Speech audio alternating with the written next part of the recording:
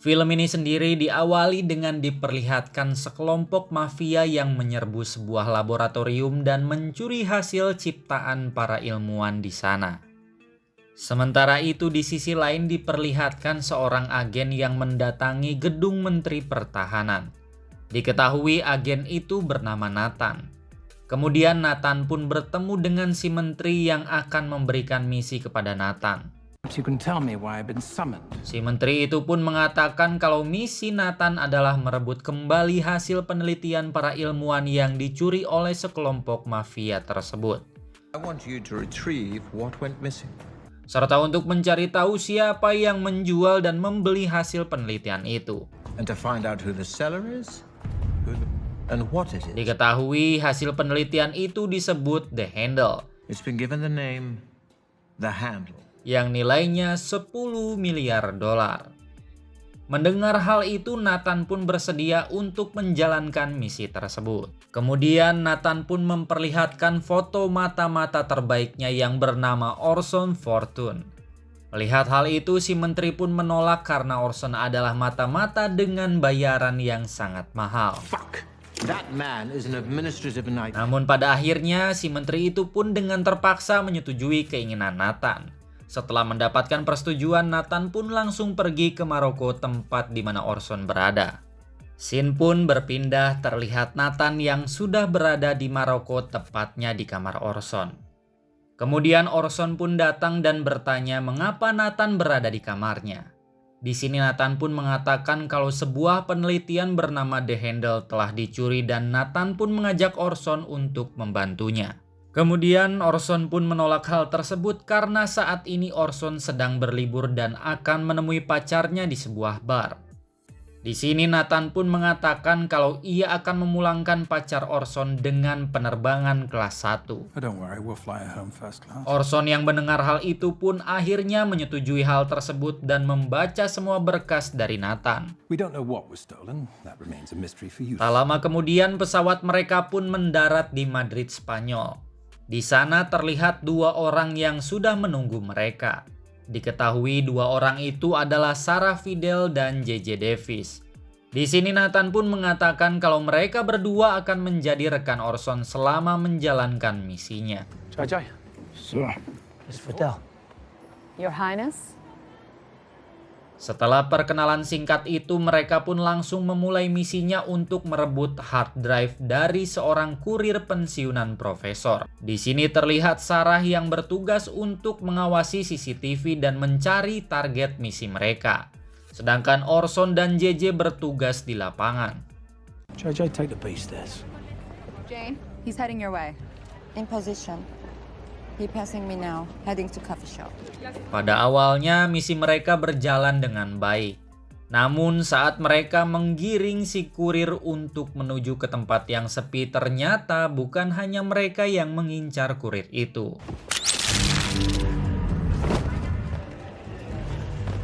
Jane? Ternyata di sana juga terdapat tim Mike, agen saingan Nathan. Diketahui Mike pun sama-sama sedang mengincar hard drive tersebut. Di sisi lain, Sarah pun langsung menyadari kalau tim Mike sedang memanipulasi CCTV yang sedang diretas oleh Sarah. Kemudian Sarah pun mengatakan hal itu kepada Orson. Orson yang mendengar hal itu pun langsung menyadari kalau mereka adalah anak buah Mike. Kemudian Sarah pun mengatakan kalau sekarang ada 2 orang mencurigakan di belakang Orson, lalu kemudian 3, 2, 1. Take a deep breath, that's right. Setelah berhasil menghabisi mereka berdua, Orson pun langsung pergi keluar. Kemudian Orson pun berusaha menangkap si kurir dan memasukkannya ke dalam mobil dengan bantuan JJ dan juga Nathan. No, I cannot come with you. 2 more bees posing in the Lo car. siento, señor. JJ, we help you. Lalu Nathan pun mengambil hard drive dari koper si kurir dan langsung mengcopy data dari hard drive tersebut. Di tengah perjalanan si kurir itu pun terkena serangan jantung. Sebelum tewas, kurir itu meminta Nathan untuk pergi ke Duchess meja 12 jam 6 sore dan berpura-pura menjadi si kurir untuk menyelamatkan istrinya. Table 12, 6 p.m. Kurir itu pun mengatakan kalau si pembeli hard drive belum mengetahui wajah si kurir sehingga dia tidak akan mencurigai Nathan ketika menyamar menjadi si kurir. Tak lama kemudian si kurir itu pun tewas. Setelah itu jalan mereka pun tertutup. Ternyata semua itu adalah rencana Mike yang juga menginginkan hard drive tersebut. Di sini terlihat kelompok Mike yang sedang membuka paksa mobil Nathan. Di dalam mobil, Nathan pun telah berhasil mengcopy semua data dari hard drive tersebut dan tak lama kemudian Mike pun berhasil membuka pintu mobil Nathan. Nathan. Mike. Nice of you to knock. Awesome. Mike. Mike pun langsung meminta hard drive tersebut dan mengatakan kalau pencuri kedua selalu berhasil. Second mouse always gets the cheese. Setelah Mike pergi, Sarah pun mengatakan kepada Nathan kalau data hard drive-nya telah aman dan kita harus cepat mencari pembelinya. Scene pun berpindah, terlihat Nathan yang sedang berada di Dace sesuai permintaan si kurir. Di sisi lain terlihat Orson dan Sarah yang mengawasi Nathan dari jarak jauh melalui kamera di kacamata Nathan. Tak lama setelah itu, si pembeli pun menghampiri Nathan. Sarah yang melihat hal itu pun langsung mencari identitas si pembeli dan menemukan data lengkapnya. Diketahui kalau si pembeli itu adalah Ben Harris, seorang pengacara dan penasehat dari Simon, seorang mafia senjata kelas atas. Ben Harris. The lawyer / consigliere to Greg Simmons. Kemudian saat mereka akan menuju ke Paris, tiba-tiba saja kru pesawat mengatakan kalau 4 jam lagi mereka akan sampai di LA. Nathan yang tidak mengetahui hal itu pun langsung bertanya kepada Orson dan juga Sarah. Di sini Sarah pun mengatakan kalau mereka akan membawa Danny Francesco agar misinya berjalan dengan lancar. Danny Francesco, the movie star. Dan pesawat mereka pun sampai di bandara. Terlihat Orson yang memasuki pesawat pribadi milik Danny. Di dalam pesawat, Orson pun langsung mengajak Danny bekerja sama dengan timnya dan menunjukkan sebuah tablet yang berisi video panas Danny dengan adik iparnya. Akhirnya, Danny pun dengan terpaksa menyetujui ajakan Orson agar video tersebut tidak tersebar. Scene pun berpindah, terlihat Orson, Sarah, dan Danny yang sedang berada di sebuah pesta mewah dan tak lama kemudian Simmons pun menghampiri Danny. Di sini Simon pun sangat berterima kasih kepada Danny karena telah datang ke acaranya. Kemudian Simon pun mengajak Danny untuk minum dan mengobrol santai dengannya. Di sini Sarah dan Orson pun pergi meninggalkan Danny untuk menyelesaikan misinya. Terlihat Sarah yang memasuki sebuah ruangan dan memasang alat penyadap suara di ruangan pribadi Simon sekaligus menyadap ponsel milik Simon. Di sisi lain terlihat Orson yang sedang menghajar salah satu anak buah Mike yang berada di sana. Tak lama kemudian Ben Harris pun datang ke dalam ruangan pribadi milik Simon. Untungnya Sarah yang jago berakting pun berhasil mengelabui Ben Harris setelah semuanya selesai. Sarah pun kembali untuk menemui Danny. Setelah bertemu dengan Danny, Simon pun mengatakan kalau Danny akan menjadikan Simon sebagai inspirasi film selanjutnya. Dan di sini Simon pun mengajak mereka untuk datang ke vilanya di Turki akhir pekan. Tak lama kemudian rekan bisnis Simon pun datang dan mengajak Danny untuk berfoto. Selfie time. Be gentle. Kemudian Orson pun datang dan membawa mereka semua kembali karena misinya telah berhasil. Scene pun berpindah, terlihat Nathan dan JJ yang sedang mendengarkan Simon dan rekan bisnisnya melalui alat penyadap yang dipasang oleh Sarah. Di sini mereka pun mengetahui kalau Simon adalah perantara penjualan senjata AI tersebut. Namun Simon pun tidak bisa mengatakan kepada siapa dia menjual senjata itu. Who's buying? Keesokan harinya terlihat Nathan dan timnya yang sedang berkumpul. Di sini mereka pun merencanakan misi selanjutnya untuk memasuki rumah rekan Simon dan mencuri semua data di sana dengan menginstal software ke dalam laptop milik rekan Simon. Kemudian JJ pun menawarkan diri untuk menjalankan misi tersebut, namun Orson pun mengatakan kalau dia dapat melakukannya. I'll do it. Singkat cerita, malam hari pun tiba. Terlihat Orson yang sudah berada di rumah rekan Simon.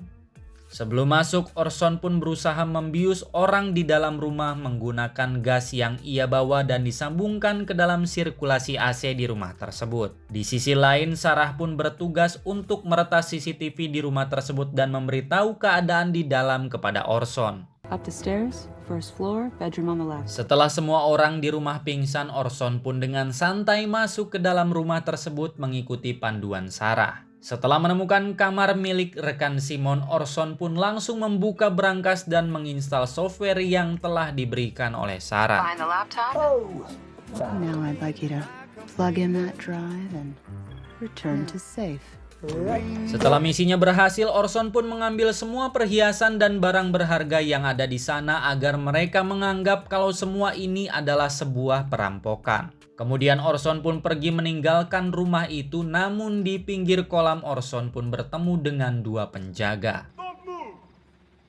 Melihat hal itu, Orson pun langsung berakting dan menghabisi kedua penjaga tersebut dan pergi meninggalkan rumah itu. Don't shoot! Don't hurt me. No police! No prison! I've got kids!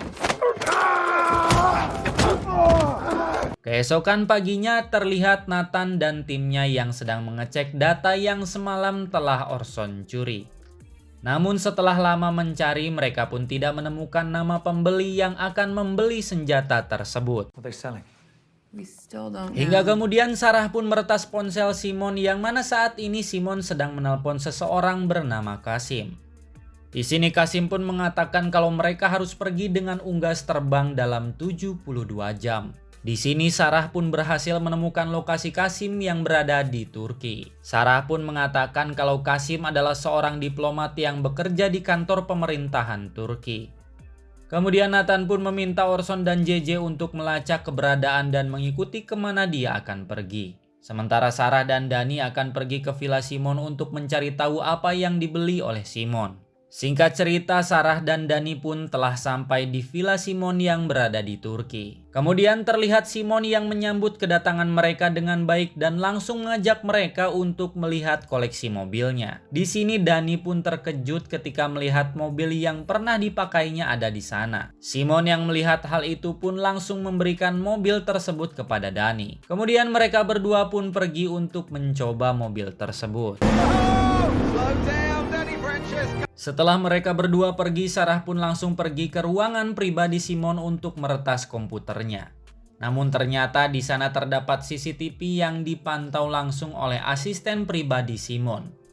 Sarah pun pergi ke kamarnya untuk meretas CCTV di sana. Di sisi lain terlihat Orson dan JJ yang sedang memantau pergerakan Kasim. Saat Orson sedang memantau Kasim, Orson pun menyadari kalau di sana terdapat Mike yang sama-sama memantau Kasim. Kembali ke Sarah, setelah berhasil meretas CCTV tersebut, Sarah pun langsung meretas komputer milik Simon. Di sini Sarah pun mendapatkan informasi kalau senjata yang akan Simon jual adalah senjata AK-47 dan bukanlah senjata AI yang selama ini mereka cari. Lalu Sarah pun menghubungi Nathan dan mengatakan semuanya. Well, that's disappointing. What? Buying containers of stolen AK-47. Di sini Nathan terlihat kecewa karena selama ini mereka telah salah orang. Kemudian Nathan pun menghubungi Orson yang sedang mengikuti Ben Harris, si pengacara Simon. Di sini Nathan pun mengatakan kalau Simon tidak terlibat dan meminta Orson untuk kembali. Namun di sini Orson pun yakin kalau Simon terlibat dengan semua ini dan Orson pun tetap mengikuti Ben Harris. Tak lama kemudian Ben Harris pun menyadari kalau dirinya sedang diikuti. Ben Harris pun langsung mengirim pesan kepada Simon kalau dirinya sedang diikuti. Sayangnya di sisi lain JJ telah berhasil meretas ponsel Ben Harris dan memblokir semua pesan yang masuk dan keluar. JJ pun mengatakan kepada Orson kalau Orson sudah ketahuan dan memintanya untuk pergi dari sana. Namun Orson pun tetap nekat dan aksinya pun dimulai.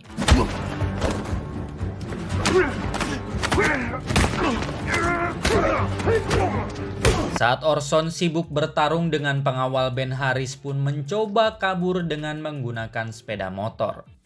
Melihat hal itu, Orson pun langsung mengejarnya. Kemudian Ben Harris pun berhasil menaiki sebuah lift dan pergi ke atas gedung. Orson pun tidak ingin kehilangan jejaknya dan langsung menaiki tangga untuk mengejar Ben Harris. Di sisi lain, Ben Harris pun telah sampai di atas gedung dan meminta penjaga lift itu untuk difotokan. Setelah mendapatkan ponselnya, Ben Haris pun diam-diam memasukkan ponselnya ke jas si penjaga lift itu karena ia sudah menyadari kalau ponselnya telah diretas.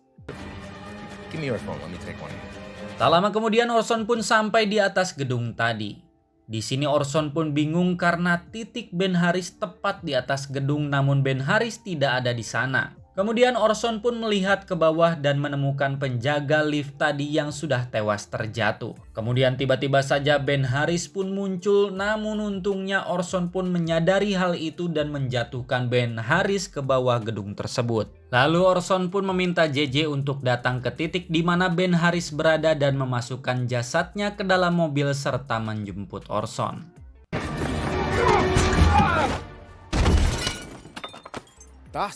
Sesampainya di markas terlihat Nathan dan timnya yang sedang berkumpul untuk membahas Simon.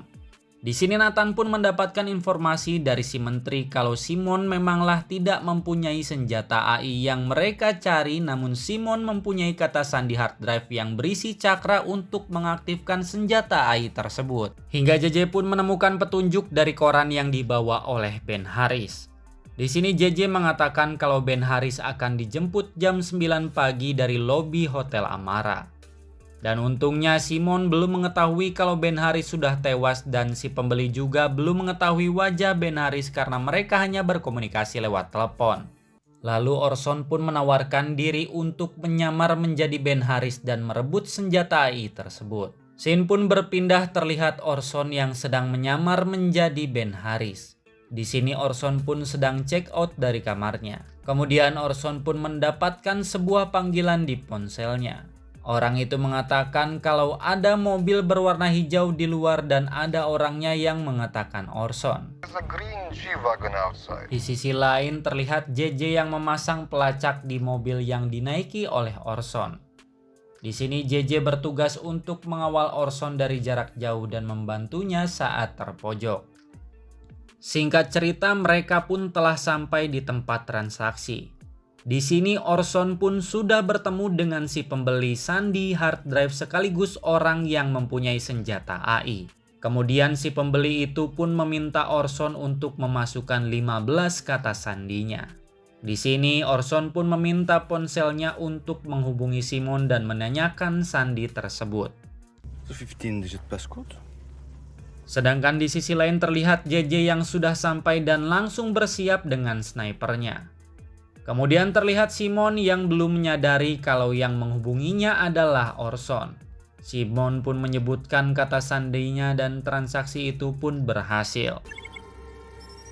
Namun ketika selesai tiba-tiba saja ada dua anak buah Simon yang menyadari kalau Orson adalah orang yang pernah menghajar mereka.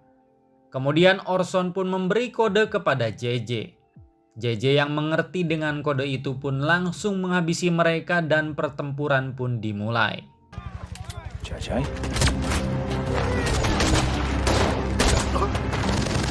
Tak lama kemudian terlihat dua helikopter yang datang dan langsung membantai semua orang yang ada di sana. Orson yang melihat hal itu pun langsung mencoba kabur menggunakan mobil dan membawa senjata AI tersebut. Di tengah perjalanan Orson pun berhasil terpojok. Ternyata pasukan yang menyerangnya adalah Mike dan para anak buahnya. Tak lama kemudian Mike pun datang dan meminta senjata AI tersebut. Setelah mendapatkan senjata AI tersebut, Mike pun pergi meninggalkan Orson. Kemudian Mike pun menghabisi si pembeli hard drive itu. Setelah berhasil menghabisi si pembeli hard drive itu, Mike pun pergi menggunakan helikopternya. Di sini Mike pun menyuruh anak buahnya untuk menghabisi Orson. Kemudian JJ pun dengan sigap menembak mereka semua dengan cepat dan Orson pun berhasil selamat. Di sisi lain terlihat Sarah yang berhasil menggagalkan transaksi senjata AI itu. Kemudian Sarah pun pergi meninggalkan Villa Simon bersama dengan Danny. Tak lama kemudian Simon pun menyadari kalau Ben Haris telah tewas. Dan Sarah pun terlibat dengan semua ini. Kemudian Simon pun menyuruh semua anak buahnya untuk memburu Sarah dan Danny. Dan aksi kejar-kejaran pun dimulai.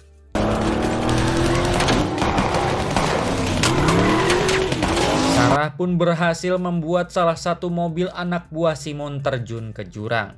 Kemudian mereka pun segera menancapkan gas lagi untuk kabur dari anak buah Simon dan yang lainnya. Di sisi lain terlihat Orson dan JJ yang sedang menaiki helikopter. Di sini Orson pun berniat untuk menyelamatkan Sarah dan Danny dari anak buah Simon. Saat mobil Sarah dan Danny keluar dari terowongan, Orson pun langsung saja menembakkan misil ke dalam terowongan tersebut. Tak lama setelah itu Nathan pun menghubungi Orson.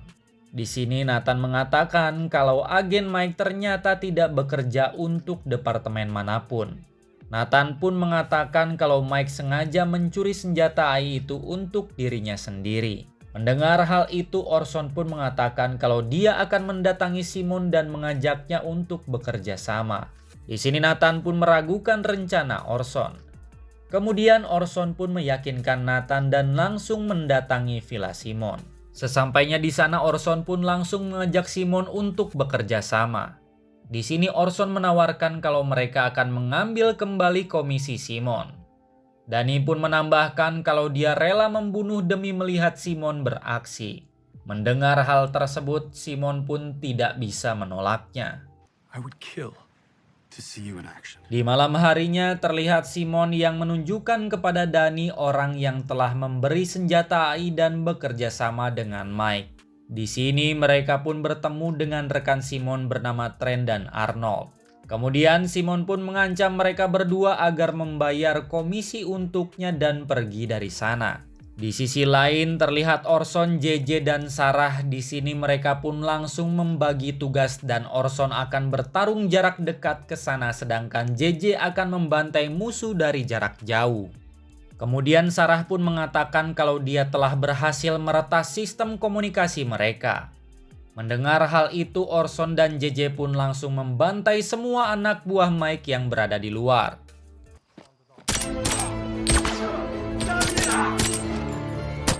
Di sisi lain, Trent dan Arnold pun sedang berusaha untuk membayar komisinya dengan menggunakan komisi Mike.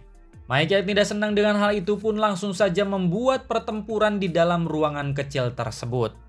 Tak lama, Orson pun sampai di tempat senjata AI itu berada.